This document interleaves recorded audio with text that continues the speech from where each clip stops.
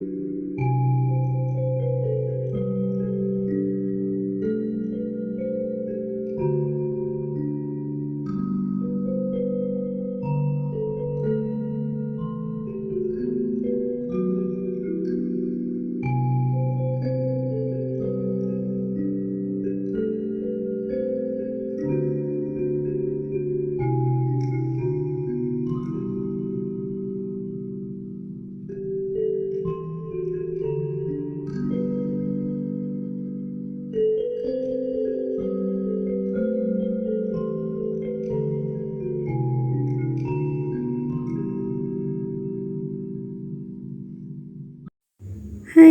kembali lagi sama gue Rika.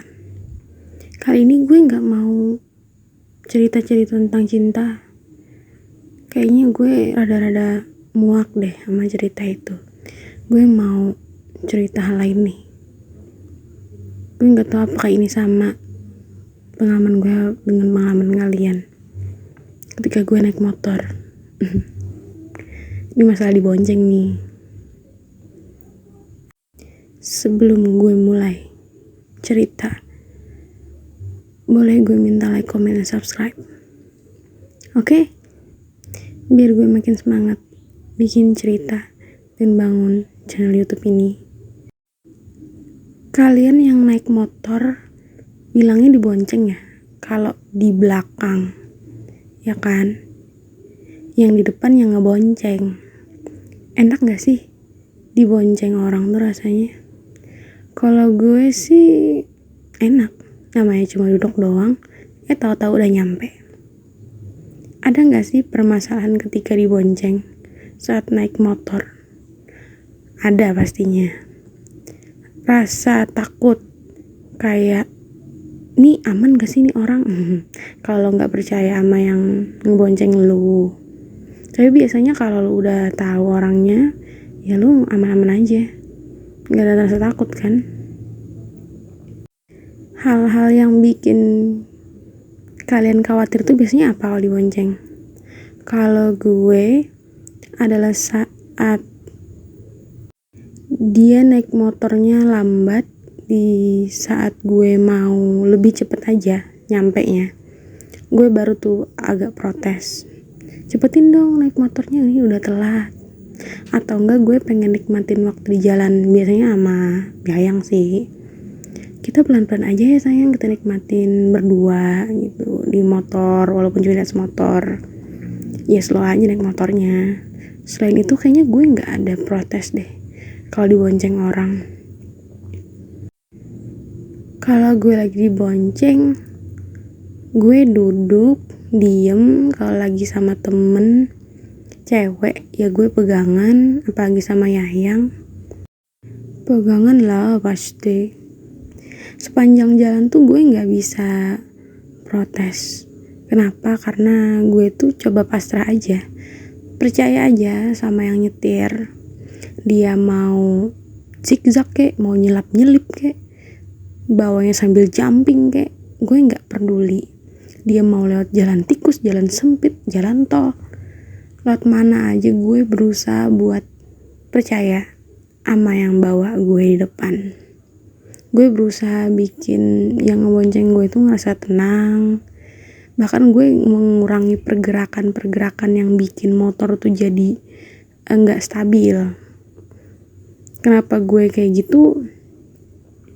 Sebabnya adalah saat gue ngebonceng orang, nih gue yang nyetir nih, gue bawa temen gue di belakang. Biasanya sih gue bawa itu karena mungkin temen gue itu lebih kecil. Yang gue bonceng itu, iya gue rasa kurang aman kalau dia yang bawa gue. Kayak badannya lebih kecil dari gue. Gue kan sadar diri aja ya, kalau badan gue itu lebih gede gitu.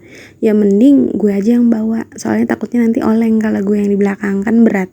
Ngerasa kan kalau yang kita bawa tuh lebih besar bebannya di belakang, pastinya bawa motornya tuh agak sulit. Jadi kalau gue sih mending gue aja yang bawa, gue nawarin diri gitu. Atau enggak kalau misalkan gue lagi punya pacar nih, terus gue terpaksa harus pulang bareng teman cowok gue. Itu biasanya gue minta anterin pulang karena juga rumah gue sama rumah dia tuh searah, makanya gue minta sekalian gitu. Dan dia juga nawarin, iya gue mau ikut dia. Cuman nggak tahu kenapa rasanya ketika pacar gue lihat gue gitu berdua sama cowok naik motor, rasanya lebih aman aja. Dia nggak akan mikir macem-macem sama gue gitu. Dia nggak akan mikir gue lagi selingkuh karena gue yang bawa motor. Entah kenapa gue mikir kayak gitu. Jadi gue lebih aman aja rasanya. Gue yang bawa motor sedangkan temen cowok gue di belakang. Iya nggak sih? Apa ini cuma perasaan gue aja? Pacar gue nggak akan mikir macam-macam tentang gue kalau lihat gue bonceng cowok. Balik lagi nih, kenapa gue tadi bonceng tuh pengen yang nyetir itu dikasih rasa nyaman, tidak khawatir dari gue. Karena ketika gue lagi nyetir bawa orang di belakang, rasanya ketika yang duduk di belakang ini nih deg-degan, khawatir, itu tuh kerasa banget sama gue yang nyetir. Seolah-olah di belakang tuh kayak ada gejolak apa gitu. Entar nih ya, kayak orang-orang yang gak percaya sama gue bawa motor, dia tuh nurunin kaki gitu loh. Kan gue tuh kayak agak oleng ya, karena kakinya tuh ikut turun ke bawah kan, juntai-juntai juga nahan motor supaya nggak jatuh menurut dia yang di belakang. Padahal gue udah tegur kan, kakinya dinaikin aja, soalnya aku nggak nyaman juga bawa motornya, kamu percaya aja dibilang sama aku. Terus dia bilang kayak gini, aku takut aja kita berdua jatuh gitu saat aku yang bawa. Terus aku bilang kayak gini, malah kaki kamu yang julur-julur itu bikin kita oleng dan kita mau jatuh jadinya. Jadi otomatis dia harus percaya aja sama aku. Terus maksud aku tuh kayak gini, kalau kamu gak percaya sama aku bawa motor, ya mending kamu aja yang nyetir gitu, aku di belakang. Biasanya kayak gitu tuh terjadi sama yang gue bonceng itu lebih gede badannya. Jadi dia mungkin ngerasa takut gue ini aneh-aneh kali ya bawa motornya. Jadi gue tuh bener-bener pengen ngasih rasa percaya sama yang ngebonceng. Makanya gue tuh diem kalau di belakang tuh, gak peduli gue dia mau bawa gue cepet kayak jumping kayak, gue tetap tenang dan diam di belakang. Karena gue pengen dia juga ngerasa nyaman ngebawa gue juga gak jadi beban buat dia, kayak gitu loh. Kan enak kan kalau naik motornya tuh sama orang yang paham dengan kondisi kita, yang di belakang paham nih sama yang bawa motor juga enak karena yang diboncengnya tahu dengan kondisi. Itu tadi beberapa masalah soal bonceng dan membonceng. Gila ya, gue masalah sekecil ini dipermasalahkan. Iya emang. Ada masalah lain lagi gak sih soal dibonceng dan dibonceng? Kalau gue pikir-pikir ada. Soal ini yang budak, tiba-tiba budak aja ketika naik motor. Yang di depan ngomongnya hanya, yang gue denger di belakang kayak gitu. Terus gue jawabnya kayak, hah? Oh iya, gitu-gitu aja. Ntar ketika ditanya nih sama temen, tadi lo denger gak gue ngomong apa? Enggak, gue cuma iya aja. Terus dia ketawa.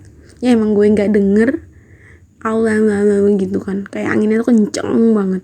Yang di depannya juga gak ngerasin suaranya, kecuali gue kayak nanya bener-bener gitu, apa? Kamu tadi ngomong apa? Aku gak denger. Terus dia kayak malingin sedikit muka, nyampingin ke belakang biar suaranya tuh jelas kedengaran ke belakang. Kalau gitu kan enak, udah tahu suaranya tuh arahnya ke depan, walaupun anginnya ke belakang kan suaranya tuh hilang ya. Ngomong sama gue gak denger, ditambah gue ini rada-rada budek. Ya itulah salah satu kelemahan kita ketika naik motor. Kalau gue naik motor jadinya double deh budeknya kalau gue duduk di belakang. Aja di belakang. Oh iya aja, tiba-tiba udah nyampe aja. Mungkin itu dari gue, Rika. Sekian, jangan lupa like, comment, and subscribe. Kalau kalian ada inspirasi suatu cerita-cerita seru, boleh komen di bawah. Nanti gue coba ceritain cerita kalian tuh. Kalau juga kalian mau gue ceritain, boleh ya. Sekian dari gue, bye bye.